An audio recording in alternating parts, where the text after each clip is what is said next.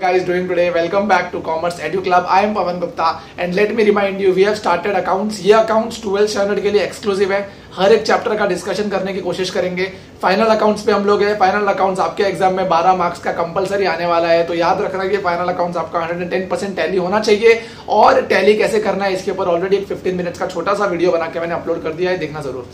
ये हमारा दूसरा वीडियो है फाइनल अकाउंट्स, इसको हम नाम देते थे पार्ट 2. ओके, तो this is final accounts part 2. इस तरीके से 5-6 पार्ट में पूरा अकाउंट्स खत्म हो जाएगा, फाइनल अकाउंट्स खत्म हो जाएगा. I mean okay, so this is final accounts part 2. इसमें हम लोग क्या सीखने वाले हैं. इसमें हम लोग सीखेंगे ट्रेडिंग अकाउंट किस तरीके से बनाना है और उसमें क्या क्या आएगा, प्रॉफिट एंड लॉस अकाउंट किस तरीके से बनाना है और उसमें क्या क्या आएगा. ओके, तो अगर आपने मेरा पहला वीडियो देखा है तो मुझे ये बताओ, अगर नहीं भी देखा है तो भी बता तो सकते हो कि भाई हमारे फाइनल अकाउंट्स के क्वेश्चन में क्या दिया होता है. बोलो, फाइनल अकाउंट्स के क्वेश्चन में हमें क्या दिया होता है. तो फाइनल अकाउंट्स के क्वेश्चन में हमें ट्रायल बैलेंस दिया होता है और उसके साथ साथ 5 या 6 एडजस्टमेंट्स होंगे.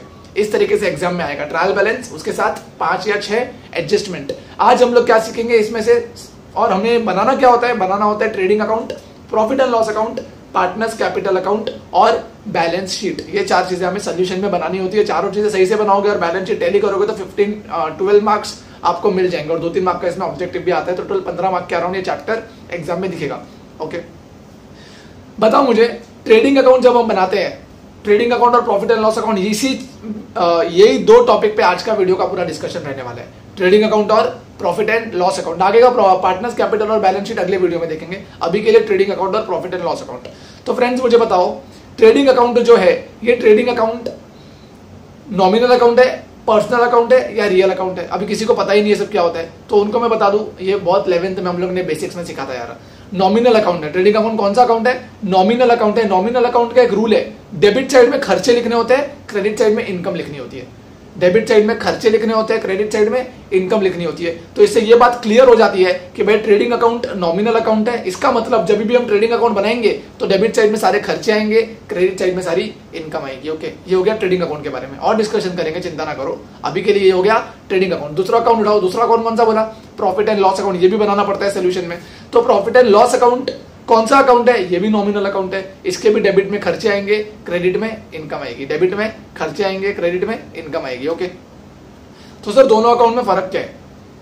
अरे जब खर्चे ट्रेडिंग डेबिट में भी आ रहे हैं और खर्चे पीएनएल के डेबिट में भी आ रहे हैं, तो दोनों अकाउंट में फर्क क्या है. दोनों अकाउंट में एक बहुत बड़ा डिफरेंस है कि ट्रेडिंग अकाउंट है ना, इसमें जो खर्चे आते हैं ये फैक्ट्री रिलेटेड एक्सपेंसेस होते हैं. कौन से एक्सपेंसेस, फैक्ट्री के एक्सपेंसेस होते हैं. जो एक्सपेंसेस फैक्ट्री में होते हैं वो एक्सपेंसेस ट्रेडिंग डेबिट में आते हैं, जबकि जो एक्सपेंसेस एडमिनिस्ट्रेशन एक्सपेंसेस होते हैं, जो ऑफिस के एक्सपेंसेस होते हैं, वो एक्सपेंसेस प्रॉफिट एंड लॉस के डेबिट में आते हैं. I hope I am very clear. जो फैक्ट्री के एक्सपेंसेस होते हैं वो ट्रेडिंग डेबिट. कौन से एक्सपेंस होते हैं वो बताऊंगा अभी, लेकिन दिमाग में बैठा लो. जो फैक्ट्री के एक्सपेंसेस होंगे वो ट्रेडिंग डेबिट, जो ऑफिस के एक्सपेंसेस होंगे, एडमिनिस्ट्रेशन के एक्सपेंसेस होंगे, वो प्रॉफिट एंड लॉस डेबिट. ये डेबिट की बात हो गई, खर्चे की बात हो गई. अब इनकम की बात करो. ट्रेडिंग अकाउंट में एक ही इनकम आती है, एक ही इनकम आती है. कौन सी इनकम बताओ, एक ही इनकम आती है ट्रेडिंग अकाउंट में, वो है सेल्स. बस, इसके अलावा कुछ नहीं आता. और बाकी जितनी भी इनकम बिजनेस को होती है ना, वो सब इनडायरेक्ट नेचर की होती है, वो सब इनडायरेक्ट नेचर की होती है. तो वो सारी इनकम कहाँ जाएगी, प्रॉफिट एंड लॉस में. अगर मैं सम अप करूं इसको, ट्रेडिंग अकाउंट नॉमिनल अकाउंट है. डेबिट में फैक्ट्री के खर्चे लिखने हैं, क्रेडिट में फैक्ट्री की इनकम लिखनी है. लेकिन सोचो मत, खाली सेल्स ही आता है बस क्रेडिट में, और कुछ नहीं आता. तो ट्रेडिंग अकाउंट में 2 चीज याद रखो, डेबिट में फैक्ट्री के खर्चे, क्रेडिट में सेल्स, यही इनकम होती है. ठीक है. और प्रॉफिट एंड लॉस अकाउंट में डेबिट में ऑफिस के खर्चे और एडमिनिस्ट्रेशन के खर्चे, जैसे प्रिंटिंग एंड स्टेशनरी ऑफिस का खर्चा, कंप्यूटर के जो छोटे मोटे एक्सपेंसेस है वो ऑफिस का खर्चा, और भी बहुत सारे ऑफिस के खर्चे होते हैं, वो सारे ऑफिस के खर्चे प्रॉफिट एंड लॉस के डेबिट में आएंगे. और अदर देन सेल्स, अदर, क्योंकि सेल्स तो मैंने ट्रेडिंग क्रेडिट में लिख दिया. अदर देन सेल्स, और कोई भी इनकम होगी बिजनेस को, और कोई भी कमाई होगी बिजनेस को, वो प्रॉफिट एंड लॉस के क्रेडिट में जाएगा. I hope I am very clear. मेरे पीछे एक बार रिपीट करो या फिर आंसर करो मेरे क्वेश्चन का. ट्रेडिंग अकाउंट कौन सा अकाउंट होता है, nominal account. Profit and loss account कौन सा अकाउंट होता है, नॉमिनल अकाउंट. नॉमिनल अकाउंट मतलब डेबिट में खर्चे, क्रेडिट में इनकम. ओके, ट्रेडिंग अकाउंट पे आ जाते हैं. पहले डेबिट में खर्चे आएंगे, क्रेडिट में इनकम. लेकिन डेबिट में कौन से खर्चे, फैक्ट्री के खर्चे. क्रेडिट में कौन सी इनकम, खाली सेल्स, खाली सेल्स. इसके अलावा और कोई इनकम नहीं होती, और कोई इनकम नहीं होती. प्रॉफिट एंड लॉस में आ जाओ. प्रॉफिट एंड लॉस में डेबिट में खर्चे आएंगे, लेकिन कौन से खर्चे, ऑफिस के खर्चे. और क्रेडिट में अदर देन सेल्स कोई और इनकम अगर क्वेश्चन में है तो वो प्रॉफिट एंड लॉस के क्रेडिट साइड में आएगा. ठीक है. नाउ जस्ट अभी ये वर्बली तो अपना हो गया है। Now let's just check it out कि वो जो एडजस्टमेंट्स वगैरह जो पेज पे एक बार मैं आपको बना के दिखा देता हूँ, बुक में बना के दिखा देता हूँ, ट्रेडिंग अकाउंट और प्रॉफिट एंड लॉस अकाउंट, उसमें क्या क्या आइटम आते हैं, कैसे कैसे आइटम आते हैं, हम लोग फटाफट कर देते हैं नेक्स्ट 10 मिनट्स और आज का लेक्चर वाइंड अप करते हैं। Okay, just check it out now. हाँ जी, तो हम सीख रहे हैं ट्रेडिंग अकाउंट और profit and loss account. Okay, तो let's prepare. We are doing final accounts part 2। इसमें हमें क्या सीखना है? हमें आज सीखना है trading account and profit and loss account. तो मेरे साथ साथ आप लोग भी नोट्स बनाते रहोगे तो हेल्पफुल होगा, किधर मार्क करोगे तो हेल्पफुल होगा। ट्रेडिंग अकाउंट या तो आप मुझे पर्सनली व्हाट्सएप कर दो, मेरा नंबर डिस्क्रिप्शन बॉक्स में व्हाट्सएप कर दो, तो मैं आपको व्हाट्सएप के थ्रू ये नोट शेयर कर दूंगा। ट्रेडिंग अकाउंट कौन सा अकाउंट होता है? It is a nominal account. Profit and loss account is also a nominal account. Nominal account का रूल क्या होता है? डेबिट में हम सारे एक्सपेंसेस लिखने वाले हैं, क्रेडिट में हम सारी इनकम लिखने वाले हैं। सेम ईयर ऑल्सो, डेबिट में हम सारे एक्सपेंसेस लिखने वाले हैं, क्रेडिट में हम सारी इनकम लिखने वाले हैं। Okay, now let's prepare trading account. So this is the trading account. Trading account heading कैसे लिखते हैं? फॉर द ईयर एंडेड, जो भी साल हो रहा है वो साल का। ये trading account actually through out the year बनता है, ये पूरे साल में बनता है, पूरा साल भर जैसे ही खर्चा होगा लिख देंगे। Trading account as well as P&L account, ये दोनों, ठीक है। So let's check it out. यहाँ पे डेबिट और यहाँ पे क्रेडिट। अब कैसे बनता है ध्यान दोगे, मैं हमेशा 2 कॉलम बनाता हूँ, इनर कॉलम और आउटर कॉलम, क्योंकि एडजस्टमेंट्स होते हैं, राइट। तो मैं हमेशा 2 कॉलम बनाता हूँ। ये मेरा पैटर्न है, आप आपका पर्टिकुलर पैटर्न, आप कोई क्लासेस वगैरह जाते हो तो आप वो फॉलो कर सकते हो, लेकिन ये पैटर्न करोगे तो बेनिफिट रहेगा। मैं बता दूंगा एंड तक कि किस तरीके से फॉलो करना है मेरे पैटर्न को, ठीक है। आप यूज टू हो जाओगे। See this is my pattern. Okay, trading account for the year ended, जो भी है वो, then debit credit, particular amount rupees, particular amount rupees. Start कैसे होता है ट्रेडिंग अकाउंट्स? ओपनिंग स्टॉक से। कैसे स्टार्ट होता है? Opening stock. ये फॉर्मेट है, ये हर सम में बना देने का, पहले ही बना के रखने का। जरूरी नहीं है सम शुरू होने के बाद करो, ये पहले से आप करके रख सकते हो। To opening stock, then opening stock के बाद क्या आएगा? 2 परचेजेस, ये सीधा अमाउंट बाहर जाती है ओपनिंग स्टॉक की अमाउंट। 2 परचेजेस इनर कॉलम में, लेस परचेज रिटर्न। अगर कुछ रिटर्न कर दिया है हमने तो उसको माइनस कर दो यहीं पे, ठीक है। यहां पे by sales, less sales return, ठीक है। और इसके बाद क्या क्या आएगा? डेबिट में सारे खर्चे आएंगे। मैं पहले फॉर्मेट सिखा रहा हूँ, ये फॉर्मेट बता रहा हूं मैं तुमको कि फॉर्मेट किस तरीके से होते हैं, जो हर सब में आता है। ये टोटल का कॉलम, ये कॉलम टोटल का है, ठीक है। Total okay. और यहां पे आ जाएगा 2 ग्रॉस प्रॉफिट कैरिंग डाउन। यहां पे आ जाएगा बाय क्लोजिंग स्टॉक। ये फॉर्मेट है, चेक कर लो फ्रेंड्स, ये फॉर्मेट है अपना, ये फॉर्मेट है। 2 opening stock, purchase less purchase return, sales income में मैंने बताया था ट्रेडिंग के क्रेडिट में खाली सेल्स आता है और इसके अलावा और कोई इनकम नहीं आती। और कुछ आइटम यहाँ पे आएंगे, वो हम लोग एडजस्टमेंट डिस्कशन करेंगे तब करेंगे, बट अभी के लिए यहाँ पे कुछ नहीं आएगा। तो सेल्स, उसमें से कुछ अगर रिटर्न कर दिए हमने, तो वो रिटर्न माइनस होगा, डेफिनेटली माइनस होगा, और फिगर फिर बाहर वाले कॉलम में आ जाएगी। यहाँ से भी माइनस होकर फिगर बाहर वाले कॉलम में आ जाएगी। इस तरीके से चलता है ये। और यहाँ पे आप नीचे देखो तो ग्रॉस प्रॉफिट, हमेशा ग्रॉस प्रॉफिट ही आता है ट्रेडिंग अकाउंट में। इसका रीजन भी मैं शेयर कर दूंगा, लेकिन अभी के लिए याद रखो ग्रॉस प्रॉफिट और क्लोजिंग स्टॉक। हमेशा इसी तरीके का ट्रेडिंग अकाउंट का फॉर्मेट आपको दिखेगा। बीच में आप, ये जो बीच में है ना, बीच में आप 10 लाइन छोड़ सकते हो। कितना लाइन छोड़ सकते हो? 10 लाइन्स। 10 लाइन छोड़ के 11th लाइन पे क्लोजिंग स्टॉक यहाँ पे लिखना है, यहाँ पे ग्रॉस प्रॉफिट लिखना है, फॉर्मेट खत्म। मतलब सम चालू होने के पहले, सम देखने के पहले आप इतना बना के रख सकते हो ट्रेडिंग अकाउंट में, इतना बना के आप रख सकते हो ट्रेडिंग अकाउंट में, ठीक है। आगे बढ़ू, देख लो अच्छे से। बनाना है तो बना, मेरे साथ साथ बना रहे हो तो बना भी सकते हो, पॉज कर लो और बना दो, ठीक है। मैं आगे बढ़ता हूँ। यहाँ पे मैंने क्या बोले, यहाँ पे कौन से एक्सपेंसेस आएंगे, यहाँ पे कौन से एक्सपेंसेस आएंगे? फैक्ट्री रिलेटेड एक्सपेंसेस आएंगे। कोई बता सकता है मुझे फैक्ट्री रिलेटेड एक्सपेंस मतलब कौन से एक्सपेंसेस आएंगे? फ्रेट, क्या बोला? फ्रेट, फ्रेट का मतलब क्या होता है? फ्रेट का मतलब क्या होता है? फ्रेट का मतलब गुड्स को लाने का खर्चा, सामान को अभी जो परचेस किया मैंने, तो ये परचेस क्या सामान अपने आप उड़ के थोड़ी आया, लाना पड़ा ना, तो ये सामान को लाने का खर्चा होता है फ्रेट। ओके, तो फ्रेट आप लिख सकते हो। कस्टम ड्यूटी आप लिख सकते हो, जब बाहर से सामान आता है, दूसरे कंट्री से सामान खरीदा मैंने, ये परचेज है ना, ये परचेज या तो मैं लोकल ट्रांसमिट करूं या तो मैं किसी बाहर दूसरे देश से खरीदूं, तो जब दूसरे देश से खरीदूंगा तो कस्टम लगता है, कस्टम ड्यूटी लगता है, एक तरीके का टैक्स है। जब हम लोग दूसरे कंट्री से सामान खरीदते हैं तो कस्टम ड्यूटी लगता है, ठीक है। तो ये फ्रेट हो गया, कस्टम ड्यूटी हो गया, डॉक चार्जेस हो गया, ये सब सामान लाने के लिए खर्चा है, ठीक है। डॉक चार्जेस हो गया, ऑक्ट्रॉय ड्यूटी हो गया, टोल टोल वगैरह भरते हैं ना, वो सब क्या है? तो ये सब, ये चारों क्या है? ये चारों क्या दिख रहे हैं? ये चारों क्या है? ये चारों है, ये जो परचेज किया ना, वो परचेज रिलेटेड एक्सपेंसेस है। क्या है ये चारों? परचेज रिलेटेड एक्सपेंस, ठीक है। आई होप आपको सब कुछ समझ रहा है। तो मैं फिर से बता रहा हूं, फ्रेट, कस्टम, डॉक और ऑक्ट्रॉय, ये चारों ट्रेडिंग के डेबिट में आते हैं। क्यों? ये फैक्ट्री के लिए खर्चा किया है भाई। फैक्ट्री के लिए कैसे किया? अरे ये जो परचेस किया ना, ये परचेस करने का खर्चा है। ये सब जो फैक्ट्री में सामान लाया, मैंने खरीदा, वो परचेस किया, तो परचेस करने का खर्चा है ये सब, ठीक है। इसके बाद और क्या क्या आता है? बहुत कुछ आता है यार, बहुत कुछ आता है। बोलो, वर्क मैनेजर सैलरी, ये इंपॉर्टेंट है, बच्चे भूल जाते हैं।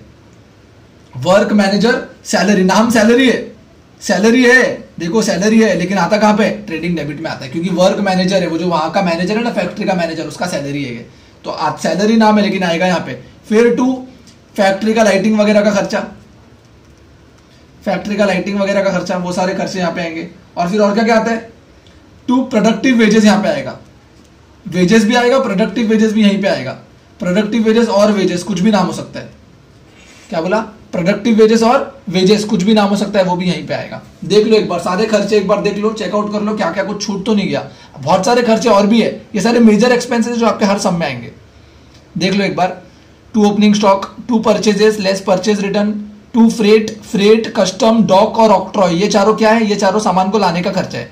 पानी से लाएगा तो डॉक, और वो दूसरे देश से लाएंगे तो कस्टम, फिर लोकली सामान लाते तो फ्रेट और octroi duty, right. And then work manager salary है। वर्क मैनेजर सैलरी मतलब जो फैक्ट्री का जो मैनेजर है उसकी सैलरी, तो फैक्ट्री का ही खर्चा है, इसलिए ट्रेडिंग के डेबिट में आ रहा है। फैक्ट्री का लाइटिंग वगैरह का खर्चा। वेजेस, वेजेस अगर रहेगा ना तो वो भी ट्रेडिंग डेबिट में आएगा, और अगर प्रोडक्टिव वेजेस रहेगा तो वो भी ट्रेडिंग डेबिट में आएगा। क्या बोला? वेजेस रहेगा तो भी ट्रेडिंग डेबिट में आएगा, प्रोडक्टिव वेजेस रहेगा तो भी ट्रेडिंग डेबिट में ही आएगा। बोलो यार, समझ रहा है कि नहीं समझ रहा है? कुछ डाउट है क्या किसी को? ठीक है, इसके ऊपर थोड़े मैं इंपॉर्टेंट पॉइंट्स आपको बता देता हूँ, यहाँ पे ध्यान दो। इंपॉर्टेंट पॉइंट्स, ठीक है, इंपॉर्टेंट पॉइंट्स, इंपॉर्टेंट पॉइंट्स। क्या इंपॉर्टेंट पॉइंट? सबसे पहले पहला पॉइंट, वेजेस एंड सैलरीज। अगर ऐसा कुछ है, वेजेस एंड सैलरीज, ये कहां पे जाएगा? ट्रेडिंग के डेबिट में जाएगा, क्योंकि वेजेस है ना। अच्छा फ्रेंड, दोनों में फर्क क्या है? वेजेस का मतलब क्या होता है? डे टू डे बेसिस पे पगार मिलता है ना, डे टू डे बेसिस पे, उसको बोलते हैं वेजेस। जो मजदूर लोग को मिलता है, वर्कर लोग को मिलता है, जो फैक्ट्री में काम करता है, उसको बोलते हैं वेजेस। और जो इंप्लॉय लोग को मिलता है ना, इंप्लॉय मतलब ऑफिस का, ऑफिस को लेकर, ऑफिस का जब सैलरी मिलता है, ऑफिस रिलेटेड वर्क, तो उसको बोलते हैं सैलरी। तो मुझे एक बात बताओ, जब खाली वेजेस रहेगा तो ये कहां पे जाएगा? देखो, खाली वेजेस है मतलब डे टू डे बेसिस पे पगार मिल रहा है उसको, भाई फैक्ट्री का खर्चा है, ट्रेडिंग डेबिट में जाएगा। अगर मैं बोलूं खाली सैलरी है, तो सैलरी है ना, सैलरी तो ऑफिस रिलेटेड वर्क के लिए मिलता है, सैलरी ऑफिस रिलेटेड वर्क के लिए सैलरी मिलता है, तो ये प्रॉफिट एंड लॉस डेबिट में जाएगा। और जब वेजेस एंड सैलरीज दोनों दिया हुआ एक साथ ही, तो इसको कहां पे लिखेंगे? वेजेस एंड सैलरी दोनों दिया हुआ है, तो इसको कहां पे लिखेंगे? पहला क्या दिया है? वेजेस दिया है ना, तो वेजेस कहां जाता है? ट्रेडिंग, तो ये पूरा का पूरा ट्रेडिंग डेबिट में जाएगा। और अगर सैलरीज एंड वेजेस ऐसा दिया हुआ है, सैलरीज एंड वेजेस ऐसा दिया हुआ है, तो ये कहां पे जाएगा? ये प्रॉफिट एंड लॉस के डेबिट में जाएगा। पहले सैलरी है ना, तो प्रॉफिट एंड लॉस के डेबिट में जाएगा। I hope I am very clear. Wages कहां जाता है? वेजेस मतलब दिन का पगार होता है, जो दिन के हिसाब से मिलता है, तो वो ट्रेडिंग डेबिट में जाता है। सैलरी मतलब जो इंप्लॉय लोग को मिलता है, वो प्रॉफिट एंड लॉस के डेबिट में जाता है। अगर वेजेस एंड सैलरीज बोलूं, वेजेस एंड सैलरीज ऐसा लिखा हुआ है, वेजेस एंड सैलरीज अलग अलग दिया तो प्रॉब्लम नहीं है, लेकिन ऐसा लिखा हुआ है तो पहला क्या है? वेजेस है ना, तो ट्रेडिंग डेबिट में जाता है। सैलरीज एंड वेजेस पहला क्या है? सैलरीज है ना, तो पीएनएल के डेबिट में जाता है। ठीक है, नेक्स्ट सेकंड इंपॉर्टेंट पॉइंट जो आप लोग भूल जाते हो, मैं वो दिखा रहा हूं, जो आप लोग के दिमाग से निकल जाता है, रॉयल्टी। रॉयल्टी, रॉयल्टी कहाँ जाता है? रॉयल्टी हमेशा ट्रेडिंग के डेबिट में जाता है। रॉयल्टी हमेशा, ये इंपॉर्टेंट पॉइंट है, मतलब ये बच्चे भूल जाते हैं यूजुअली एग्जाम में। तो रॉयल्टी कहाँ पे जाता है? ट्रेडिंग के डेबिट में जाता है। रॉयल्टी कहाँ पे जाता है? ट्रेडिंग के डेबिट में जाता है। पीएनएल में मत लिख देना, क्योंकि रॉयल्टी ज्यादातर परचेस पे रॉयल्टी लगती है, परचेस पे या प्रोडक्शन पे, सामान बनाने पे रॉयल्टी होती है, परचेस पे रॉयल्टी होती है, इसलिए ये हमेशा ट्रेडिंग के डेबिट में जाता है। तीसरा, इलेक्ट्रिसिटी एक्सपेंसेस। इलेक्ट्रिसिटी एक्सपेंसेस कहां पे जाते हैं? प्रॉफिट एंड लॉस के डेबिट में। वहीं तुम लोग बोलोगे सर ये फैक्ट्री का भी तो इलेक्ट्रिसिटी हो सकता है। फैक्ट्री का भी हो सकता है, बिल्कुल हो सकता है, लेकिन क्वेश्चन में बोला है क्या फैक्ट्री का है? नहीं है ना, तो अपन मान के चलेंगे ऑफिस का लाइट बिल है। ऑफिस का लाइट बिल है, ऑफिस का खर्चा है पीएनएल में। लेकिन अगर क्वेश्चन में बोल दिया फैक्ट्री इलेक्ट्रिसिटी एक्सपेंस, तो कहां पे जाएगा? ट्रेडिंग में। लेकिन एग्जाम में ना तुम लोग को कंफ्यूज करने के लिए उन लोग ऐसा नहीं बोलेंगे, उन लोग इसके जगह यूज करेंगे मोटिव पावर। क्या यूज करेंगे? Motive power. क्या यूज करेंगे? Motive power. मोटिव पावर मतलब कुछ नहीं बट फैक्ट्री का लाइट का बिल। मोटिव पावर मतलब फैक्ट्री का लाइट का बिल, तो कहां पे जाएगा? Trading debit. बोलो यार, समझ में आ रहा है कि नहीं समझ में आ रहा है? इलेक्ट्रिसिटी एक्सपेंसेस रहेगा तो कहां पे जाएगा? अब इलेक्ट्रिसिटी है, फैक्ट्री का खर्चा है यार, प्रॉफिट एंड लॉस में डाल। Sorry, I am so sorry, electricity है, ऑफिस का खर्चा है, प्रॉफिट एंड लॉस में डाल। फैक्ट्री का इलेक्ट्रिसिटी है, फैक्ट्री का खर्चा है, ट्रेडिंग में डाल। अच्छा, मोटिव पावर वर्ड लिखा है उन लोग ने, मोटिव पावर, तो ये भी फैक्ट्री का खर्चा ही होता है, मतलब फैक्ट्री का लाइट का बिल है, उसको बोलते हैं मोटिव पावर। तो कहां पे जाएगा? ट्रेडिंग डेबिट में। तो लोग कोई भी वर्ड एग्जाम में यूज कर सकते हैं, कंफ्यूज नहीं होने का। मोटिव पावर आया तो ट्रेडिंग डेबिट में जाएगा, और फैक्ट्री का लाइट बिल है मतलब, और फैक्ट्री का इलेक्ट्रिसिटी एक्सपेंस ऐसा लिखा हुआ है तो फैक्ट्री का ही है, तो ट्रेडिंग डेबिट में जाएगा। और खाली इलेक्ट्रिसिटी आया तो प्रॉफिट एंड लॉस में जाएगा। ठीक है, इसके बाद चौथा इंपॉर्टेंट पॉइंट, अगर मैं बात करूं पैकिंग चार्जेस। पैकिंग चार्जेस, बोलो भाई, पैकिंग चार्जेस कहां पे जाता है? पैकिंग चार्जेस कहां पे जाता है? पैकिंग चार्जेस जाता है ट्रेडिंग डेबिट। कहां पे जाता है पैकिंग चार्जेस? Trading debit. कहां पे जाता है? ट्रेडिंग डेबिट में जाता है पैकिंग चार्जेस। जनरली एग्जाम में लिखा हुआ था प्राइमरी पैकिंग चार्जेस। अरे प्राइमरी रहे कि पैकिंग रहे, वो ट्रेडिंग डेबिट में डाल देंगे हम। ठीक है, प्राइमरी रहे कि पैकिंग रहे, वो हम कहां पे डाल देंगे? ट्रेडिंग के डेबिट में डाल देंगे। इसके अलावा कोल, ऑयल, गैस, ये सब लिखा हुआ आता है, तो ये सब खर्चे कहां पे होते हैं? फैक्ट्री में ही तो होते हैं। ऑफिस में देखेगा कभी कोल का काम नहीं होता, फैक्ट्री में होता है, तो ट्रेडिंग डेबिट में आ जाएगा। ये भी एक्सपेंस कहां पे आएगा? ट्रेडिंग के डेबिट में आएगा। ठीक है, इसके अलावा रेंट। रेंट कहां पे आता है? रेंट मतलब क्या होता है? भाड़ा। रेंट मतलब क्या होता है? भाड़ा। तो बोलो रेंट कहां पे आएगा? रेंट आएगा, ऑफिस का भाड़ा है, हम मान के चलेंगे ऑफिस का है, तो प्रॉफिट एंड लॉस के डेबिट में आएगा। लेकिन वहीं अगर उसने वर्ड यूज कर दिया फैक्ट्री रेंट, तो ये फैक्ट्री का खर्चा हो गया ना, तो इसको उठा करके ट्रेडिंग में डाल देने का। बोलो यार, समझ में आ रहा है कि नहीं समझ में आ रहा है? ये देखो, हमने चर्चा चालू की थी ट्रेडिंग अकाउंट और, भूलना मत क्या डिस्कशन कर रहे हो, मजा आ रहा है तुम लोग को, लेकिन भूलना मत ट्रेडिंग अकाउंट और प्रॉफिट एंड लॉस अकाउंट दोनों नॉमिनल अकाउंट है, दोनों के डेबिट में खर्चे आते हैं, क्रेडिट में इनकम आते हैं। लेकिन ट्रेडिंग अकाउंट को इस तरीके से दिखता है, चालू होता है। फॉर्मेट में क्या क्या आएगा? फॉर्मेट में क्या क्या आएगा वो बताओ, मैं मार्क करता हूं तुम्हारे लिए। फॉर्मेट में आएगा मतलब हर सब में चालू करते ही ये बनाना है तुमको। Opening stock, purchase less purchase return, by sales less sales return, to gross profit carried down, और बाय क्लोजिंग स्टॉक। ये आपके हर सम में फॉर्मेट में आ जाएगा। ये आपके हर सम के फॉर्मेट में आ जाएगा। और ये टोटल, डेफिनेटली टोटल तो करेंगे ना, तो ये हर सम का फॉर्मेट आपका ऐसे बन जाएगा। तो इतना लिख के 10 लाइन बीच में छोड़ देने का, क्योंकि सम करेंगे तो बीच में के 10 लाइन काम में आएगी। ठीक है, और ये सारे मैंने ट्रेडिंग अकाउंट के कुछ इंपॉर्टेंट पॉइंट शेयर कर दिए, जिसमें बच्चे कंफ्यूज होते हैं। Wages and salaries, wages trading में जाता है, सैलरी पीएनएल में जाता है। वेजेस एंड सैलरी रहेगा तो पहले वेजेस है तो ट्रेडिंग में जाएगा, सैलरी एंड वेजेस है तो पहले सैलरी लिखा है ना, तो ये पूरा का पूरा पीएनएल में चला जाएगा। ठीक है, रॉयल्टी अकाउंट, रॉयल्टी जो है वो ट्रेडिंग के डेबिट में जाता है। लाइट का bill, electricity profit and loss में जाता है, क्योंकि माना जाता है ये ऑफिस का है। जब तक कुछ नहीं बोला है मतलब इलेक्ट्रिसिटी कब का है, कहाँ का है, ऑफिस का खर्चा है, तो पीएनएल डेबिट में जाएगा। लेकिन वहीं अगर फैक्ट्री का इलेक्ट्रिसिटी हो गया तो ट्रेडिंग डेबिट में जाएगा। और अगर उन्होंने वर्ड यूज किया, कुछ बोला ही नहीं, उन्होंने बोला मोटिव पावर, तो ये मोटिव पावर मतलब फैक्ट्री के लाइट के बिल को ही मोटिव पावर बोलते हैं। फैक्ट्री के लाइट के खर्चे को, जो इलेक्ट्रिसिटी एक्सपेंसेस है, उसको मोटिव पावर बोलेंगे। तो ये फैक्ट्री का हो गया तो ट्रेडिंग डेबिट में जाएगा। पैकिंग चार्जेस ट्रेडिंग डेबिट में जाएगा। कोल वगैरह का खर्चा ही फैक्ट्री में होता है, सब ट्रेडिंग डेबिट में जाएगा। वो रेंट पीएनएल में जाता है, और अगर फैक्ट्री का रेंट हुआ तो वो ट्रेडिंग में जाएगा। ओके, ये सब ट्रेडिंग अकाउंट के बारे में, इससे ज्यादा एग्जाम में कुछ नहीं आने वाला। यही होता है ट्रेडिंग अकाउंट, और ये उसके कुछ इंपॉर्टेंट पॉइंट्स की कभी कभी वो ट्रेडिंग में जाता है और कब कब वो पीएनएल में जाता है। अब हम देखते हैं दूसरा अकाउंट जो मैंने बताया था। कौन सा अकाउंट है वो? बोलो यार, प्रॉफिट एंड लॉस अकाउंट है। प्रॉफिट एंड लॉस अकाउंट, ये होता है प्रॉफिट एंड लॉस अकाउंट। ठीक है, मैं इस तरीके से बनाता हूँ, जैसे मैंने बोला कि मैं 2 अमाउंट का कॉलम बनाता हूँ, amount rupees, amount rupees, amount rupees और अमाउंट रुपीज़। ये होता है पर्टिकुलर्स। हैंड राइटिंग के लिए माफ़ कर देना यार, ठीक है ना, मेरा ध्यान एक्चुअली अभी कंसेप्ट पे ज़्यादा है, हैंड राइटिंग में कम है। हाँ जी, तो आगे बढ़ते हैं। प्रॉफिट एंड लॉस अकाउंट में डेबिट साइड में खर्चे आते हैं। कौन से खर्चे? ऑफिस के खर्चे। ये जो हमने देखे, ये जो हमने सीखा है, ये सब ट्रेडिंग अकाउंट में आते हैं। ये फैक्ट्री के रिलेटेड एक्सपेंसेस है, इससे अलावा कुछ भी नहीं है। इसके अलावा कोई भी खर्चा होगा वो हमेशा ऑफिस का होगा और वो हमेशा प्रॉफिट एंड लॉस में जाएगा। सेल्स के अलावा कुछ और इनकम होगी वो हमेशा ऑफिस की रिलेटेड होगी। इनडायरेक्ट इनकम होगी वो हमेशा प्रॉफिट एंड लॉस में जाएगी। इसके अलावा सब खर्चे, इसके अलावा सारी इनकम कहाँ जाएगी? प्रॉफिट एंड लॉस में। देख लेते हैं प्रॉफिट एंड लॉस में क्या क्या आता है। तो मैंने बताया, अभी हम लोगों ने तो डिस्कशन किया सैलरी, अभी डिस्कशन किया ना सैलरी, रेंट वगैरह, ये भी डिस्कशन किया। खाली रेंट होता है तो हमेशा मान के चलते ऑफिस का रेंट है। इसके बाद इलेक्ट्रिसिटी, ये भी डिस्कशन हो चुका है। Then printing and stationery, printing and stationery. उसके बाद ऑडिट की फीस, ये सब इंपॉर्टेंट है जो एग्जाम में आते हैं, वो सब मैं यहाँ पे लिख रहा हूँ, करीब है तो बहुत कुछ। देन टैक्स वगैरह कुछ हुआ तो वो। Then bank charges, bank charges. Then इसके बाद आता है रिपेयर्स वगैरह का खर्चा, रिपेयर्स का, रिन्यूअल का, या तो इसके अलावा और भी आ सकता है मेंटेनेंस का। हाँ कि ना? इसके अलावा और क्या क्या होता है? बोलो बोलो, सब मैं ही बोलूँ क्या? बोलो। एडवर्टीजमेंट का खर्चा, और क्या क्या हो सकता है? एक्सपोर्ट ड्यूटी, याद रखना एक्सपोर्ट ड्यूटी यहाँ पे आता है, एक्सपोर्ट ड्यूटी। इसके बाद और वो बैड डेट्स का मैं एक अलग से वीडियो बनाने वाला हूँ, तो बैड डेट्स का अब यहाँ पे नहीं डालता, ऑब्वियसली बैड डेट्स भी यहाँ पे आता है, बट उसका एक अलग से वीडियो बनाने वाला हूँ मैं। इसके ऊपर मैं स्टार मार्क डालता हूँ, इसका एक अलग से वीडियो आएगा बैड डेट्स के ऊपर, ठीक है। तो वो अभी इस पर डिस्कशन नहीं करते, वो भी यहीं पे आएगा डेफिनेटली।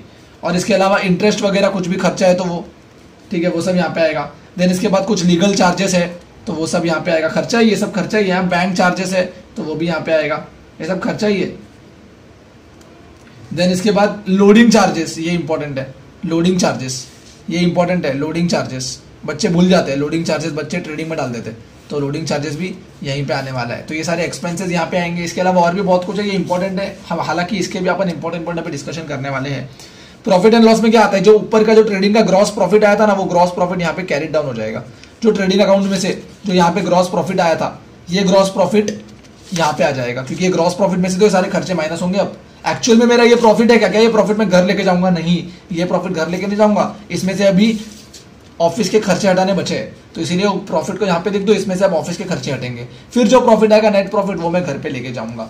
ओके, तो ये हो गया। और इनकम कौन सी आती है? अदर देन सेल्स, कोई कमीशन मिल गया तो वो यहाँ पे आ जाएगा, कोई इंटरेस्ट मिल गया तो वो यहाँ पे आ जाएगा।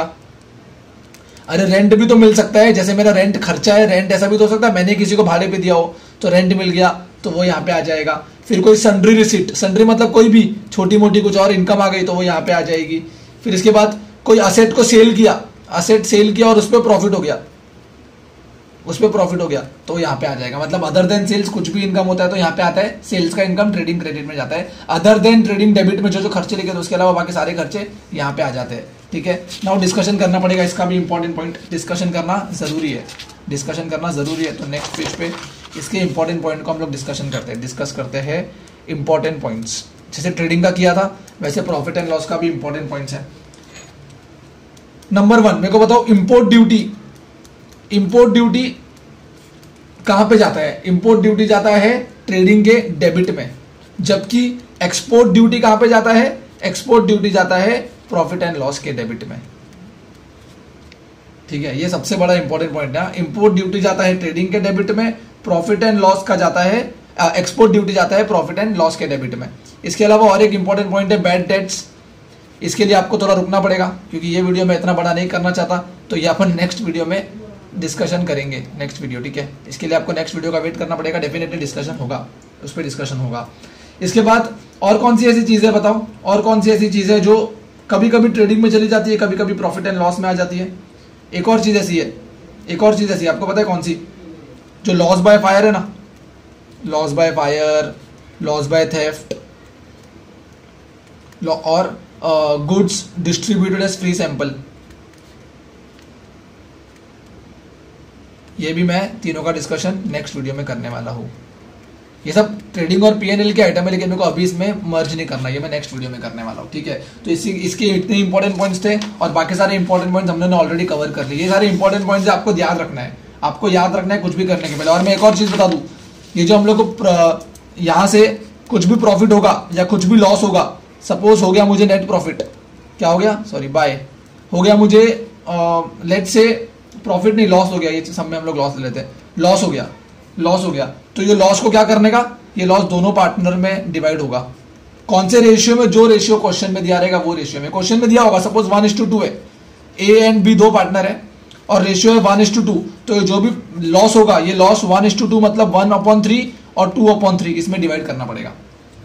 क्या बोल रहा हूँ, 1/3 और 2/3 इसमें डिवाइड करना पड़ेगा। ए एंड बी दो पार्टनर है, रेशियो है 1:2, तो 1/1 + 2 is 3, 2/1 + 2 is 3 होता है ना, तो डिनोमिनेटर में 3 रहेगा, लेकिन इसका 1 है इसका 2 है, ये रेशियो में डिवाइड हो जाएगा। एग्जाम्पल देता हूं मैं कैसे डिवाइड होगा, याद रखो।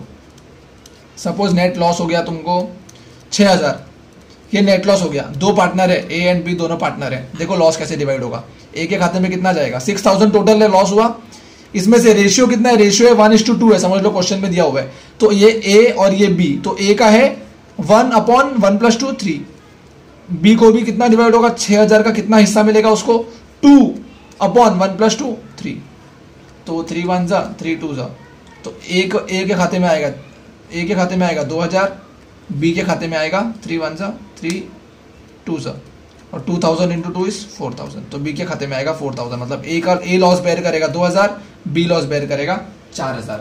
समझा कि नहीं समझा, पक्का। तो ये नेट लॉस को एक्चुअली इनर कॉलम में लिखने का और फिर बांट देने का दोनों पार्टनर को बांट देने का। अभी भी किसी को समझ में नहीं आया तो उनके लिए एक और 5 मिनट के लिए एक्सप्लेनेशन कर देता हूं मैं, सिर्फ नेट प्रॉफिट के डिस्ट्रीब्यूशन का। देखो ये है प्रॉफिट एंड लॉस अकाउंट, ठीक है, ये दो कॉलम है,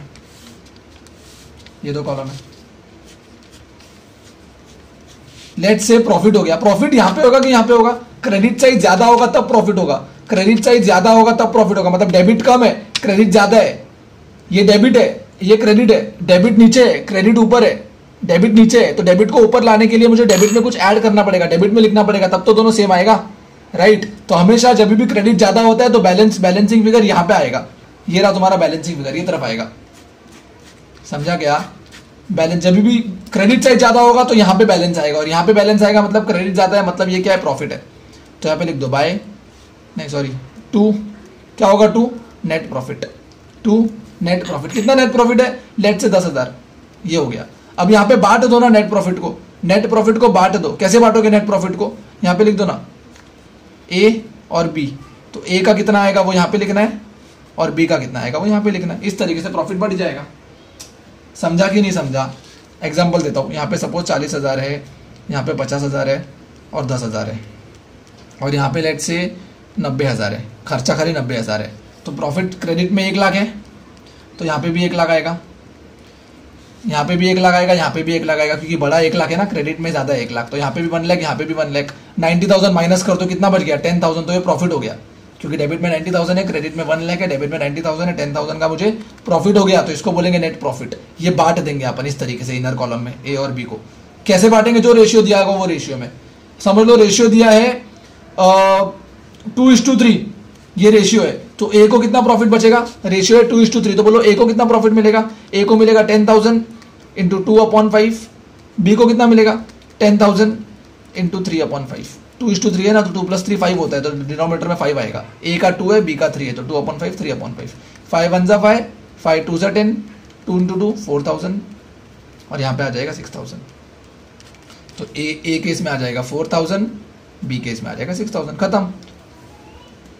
बोलो यार समझा कि नहीं समझा। आई होप आपको मजा आया हो, सब कुछ समझ चुका है, ट्रेडिंग अकाउंट किस तरीके से बना है, ट्रेडिंग अकाउंट का एक पर्टिकुलर पैटर्न है, प्रॉफिट एंड लॉस अकाउंट का भी एक पैटर्न है, जो मैं बैड डेट्स के बाद डिस्कशन डेफिनेटली करूंगा, लेकिन उसके पहले अब नहीं बता सकता पैटर्न क्या है, लेकिन इस तरीके से ये आएगा। ये इंपॉर्टेंट पॉइंट समझ लिए हमने, और ये प्रॉफिट एंड लॉस अकाउंट में कौन से खर्चे आते हैं वो देख लिए, कौन सी इनकम आती है वो देख ली, ग्रॉस प्रॉफिट कैरी डाउन होता है वो देख लिया, सेल्स के अलावा बाकी सारी इनकम यहीं पे आएगी। ओके, सो अभी के लिए इतना इनफ कर देते हैं, और इससे ज्यादा डिस्कशन हम लोग डेफिनेटली नेक्स्ट वीडियो में करेंगे। वीडियो अच्छा लगा होगा। आज हमने ट्रेडिंग अकाउंट और प्रॉफिट एंड लॉस अकाउंट का डिटेल डिस्कशन किया, किधर क्या आता है क्या नहीं आता है वो भी डिस्कस किया, और एग्जाम में किस तरीके से डिफरेंट वर्ड्स आ सकते हैं जो आपको शायद ना पता हो, जैसे कि मोटिव पावर जैसा चीज, वो भी हमने डिस्कस किया, राइट। तो अगर आपको कुछ भी क्वेरी हो नीचे कमेंट कर सकते हो। हमारा टेलीग्राम का ग्रुप है, एक्टिव ग्रुप है, वहां पे आप आपके क्वेरीज पूछ सकते हो। टेलीग्राम का ग्रुप का लिंक भी मैं डिस्क्रिप्शन बॉक्स में दे दिया हूं। इंस्टा पे फॉलो करो, ताकि कुछ वीडियोस ऐसे हो सकते हैं छोटे छोटे, जो बोलते हैं ना, एक 4-4, 3-3 मिनट की कुछ छोटी क्लिप्स हो सकती है जो मैं इंस्टाग्राम पे डालूंगा और शायद यूट्यूब पे ना डालूं, राइट। तो इसलिए जितने भी डिस्क्रिप्शन में आपको जो भी लिंक दिख रहे हैं वो सब लिंक पे आप जाओ, फॉलो करो, ज्वाइन करो, और जो भी डाउट्स है आप कमेंट करके भी पूछ सकते हो, और वहाँ पे टेलीग्राम पे भी आप अलग से पूछ सकते हो। मेरा व्हाट्सएप नंबर पे आप व्हाट्सएप भी कर सकते हो। रिप्लाई अगर तुरंत नहीं भी आया तो उस दिन लेट नाइट तक तो रिप्लाई आ ही जाएगा। Okay, I hope you enjoy the lecture. Stay connected to the channel, subscribe the channel, like the video if you actually like the video, then only like the video. And yes, bye bye, take care, wait for my next video. अगले video में हम bad debts के ऊपर discussion करेंगे, RDD के ऊपर discussion करेंगे, और बैलेंस शीट के ऊपर डिस्कशन करेंगे, एंड पार्टनर्स कैपिटल अकाउंट के ऊपर डिस्कशन करेंगे। तो next video will be very very very useful for you. तो कनेक्टेड रहिए, सब्सक्राइब कीजिए, फ्रेंड्स के साथ शेयर कीजिए, and stay happy, stay safe, bye bye.